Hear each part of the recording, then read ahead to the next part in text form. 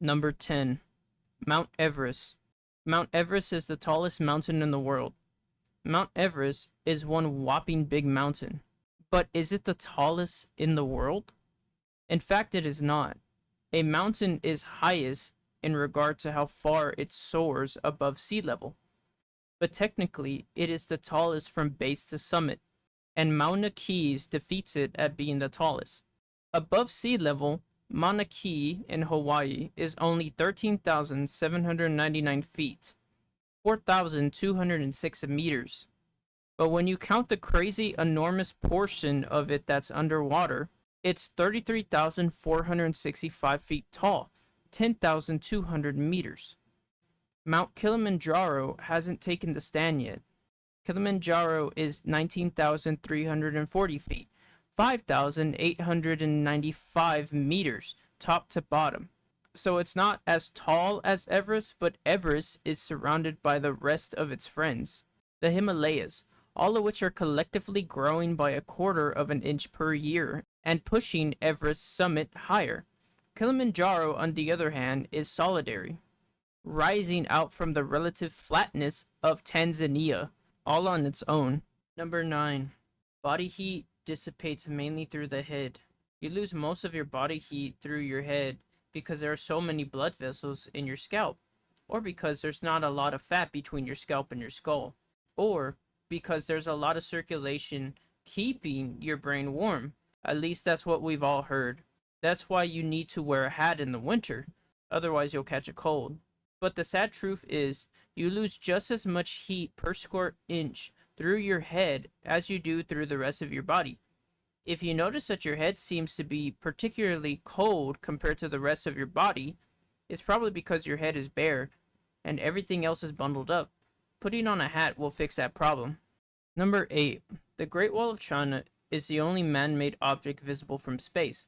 The Great Wall of China gets a double whammy on this myth. You can see other man-made objects from space. It's also pretty hard to pick out the Great Wall of China from any space-based location. In low Earth orbit, it's next to impossible to see it with the naked eye.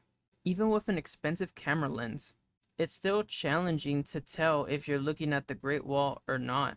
There are a couple of reasons this pseudo-fact is so far-flung. For one, its history dates back to well before the Stone Age, so no one knew enough. And another reason, the Great Wall of China is, well, a giant wall. Being hundreds of miles long, it's understandable people would assume it sticks out like a sore thumb from space. Number 7. Glass is a slow-moving liquid. The reason old glass windows aren't perfectly even and clear is because of how they were made.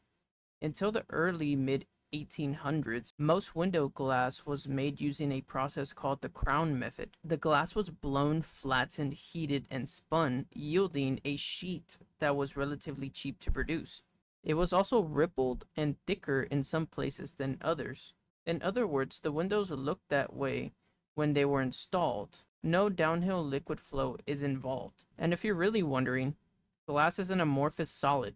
Number 6. Mother birds will abandon babies if you touch them.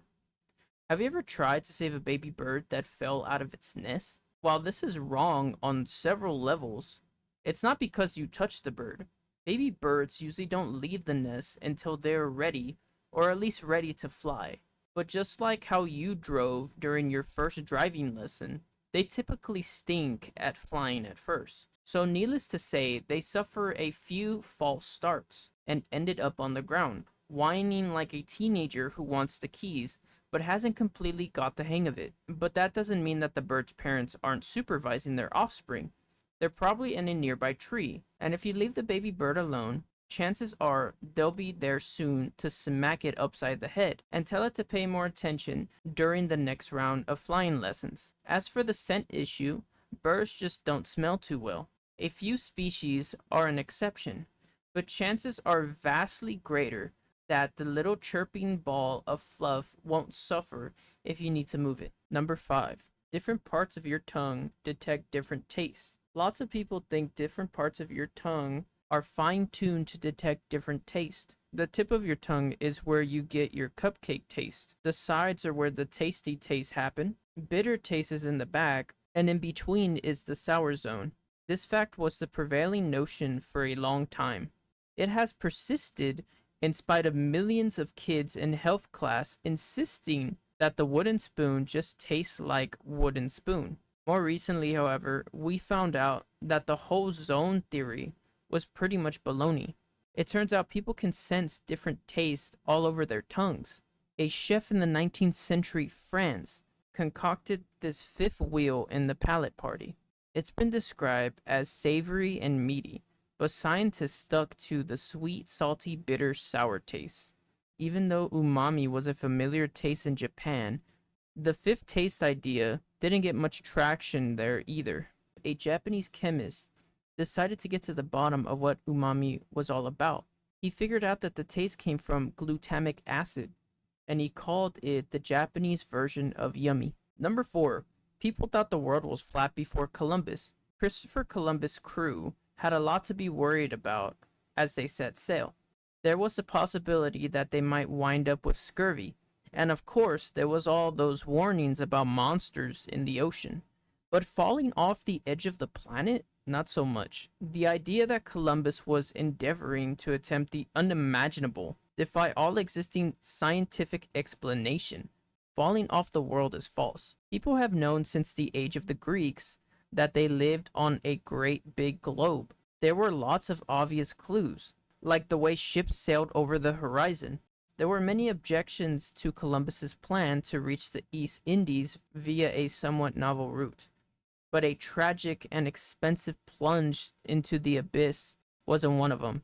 In the 1800s, the knowledge that our Dark Age ancestors had just up and forgotten the shape of the thing that we lived on was also false. Number 3, deoxygenated blood is blue. Although veins appear blue through the skin, blood is not blue. The reason why veins seem to be blue may have to do with the level of oxygen in the blood. The level or amount of oxygen in the blood determines the hue of red. As blood leaves the heart and is oxygen rich, it is bright red. It is a common myth that veins are blue because they carry deoxygenated blood. Blood in the human body is red regardless of how oxygen rich it is, but the shade of red may vary. When the blood returns to the heart, it has less oxygen. It is still red, but will be darker. This darker red appears blue because of how light travels through the skin. Number 2, chameleons change color to blend in with their surroundings. Chameleons are one of the coolest species in the world. They have little two-toed feet. But all those changing colors, unlike what most people believe, usually don't have a thing to do with blending into their surroundings. It hinges on the particular species, of course, but they're usually pretty well camouflaged to begin with. If they need to visually merge into the background, they can just stick with their normal coloration. Instead, chameleon color changing is typically triggered by physical, psychological, and emotional changes. If they're feeling fussy, or angry, or afraid, or combative, they'll change colors using their chromatophores. They'll also change colors as a way of communicating in various manners, and to pick a fight with a competitor. Light and temperature play a big part too in how they look. Number 1, humans have 5 senses: hearing, taste, sight, touch, and smell. But if you believe these are the only 5 ways you can detect information about your environment or alterations to your person, humans also have nociception, the ability to sense pain. There are a lot of things that your body does without you knowing. Proprioception, which helps you pass the close your eyes and touch your nose test. Basically, it's what lets 2 parts of your body connect without visual confirmation, if you're successful. There is also kinesthesia, the ability to sense movement. Thermoception. We know whether our environment is too cold or too hot. Being able to sense the temperature around us keeps us alive and well. Chronoception, how we sense the passing of time. Neuroscientists are well aware that we are a bundle of senses. Many would argue that we would have anywhere between 22 and 33 different senses. Make sure to like, comment, and subscribe for more content. Thank you for watching. Click here to see another video.